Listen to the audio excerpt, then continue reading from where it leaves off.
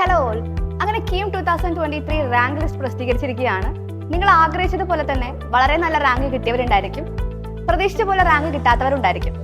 അങ്ങനെ റാങ്ക് ലിസ്റ്റിൽ ഇടം നേടിയ എല്ലാവരും ശ്രദ്ധിക്കേണ്ട കുറച്ച് കാര്യങ്ങളാണ് നമ്മളിന്ന് പറയാൻ പോകുന്നത്. ഈ എഞ്ചിനീയറിംഗ് റാങ്ക് ലിസ്റ്റിൽ വന്നതുകൊണ്ട് മാത്രം കാര്യമായില്ല, നമ്മൾ എന്ത് ചെയ്യണം, എലിജിബിലിറ്റി ക്രൈറ്റീരിയ നേടിയിരിക്കണം.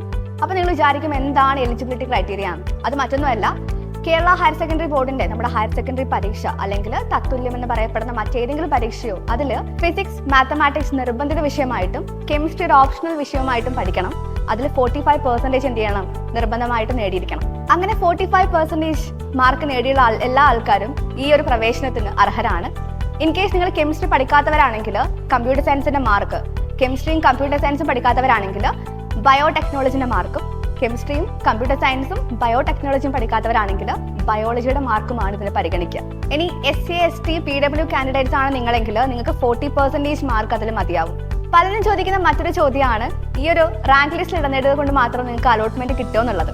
നിങ്ങൾ ആരും പേടിക്കേണ്ട ആവശ്യമില്ല. കേരളത്തിൽ കുറേ പ്രൈവറ്റ് കോളേജുകളുണ്ട്, അതിൽ സീറ്റുകൾ വരെ ഒഴിഞ്ഞു കിടക്കുന്നുണ്ട്. അപ്പോൾ നിങ്ങൾക്ക് കോഴ്സോ കോളേജോ അത്രത്തോളം നിങ്ങളുടെ പ്രയോറിറ്റി അല്ലാന്നുണ്ടെങ്കിൽ മാത്രം നിങ്ങൾക്ക് എന്ത് കിട്ടും, അലോട്ട്മെന്റ് കിട്ടുന്നതാണ്. ഇൻ കേസ് നിങ്ങൾക്ക് കോഴ്സും കോളേജും അത്രത്തോളം ആഗ്രഹിച്ചതിൽ തന്നെ കിട്ടണമെന്നുണ്ടെങ്കിൽ അത് നമുക്ക് ഒരിക്കലും ഉറപ്പ് പറയാൻ പറ്റില്ല.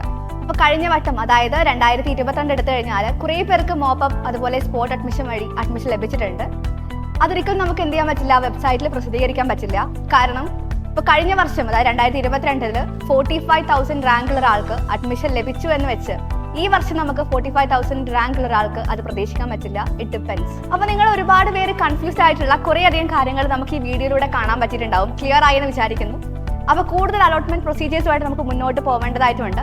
അപ്പോൾ അലോട്ട്മെന്റ് പ്രൊസീജിയേഴ്സുമായിട്ട് നിങ്ങൾക്ക് എന്തെങ്കിലും സംശയങ്ങൾ ഉണ്ടെങ്കിൽ ഈ വീഡിയോയുടെ താഴെ മക്കൾ എന്ത് ചെയ്യുക, കമന്റ് ചെയ്യുക. അപ്പോൾ അതിലുള്ള റിപ്ലൈ ആയിട്ട് നെക്സ്റ്റ് വീഡിയോ നമുക്ക് കാണാവുന്നതാണ്.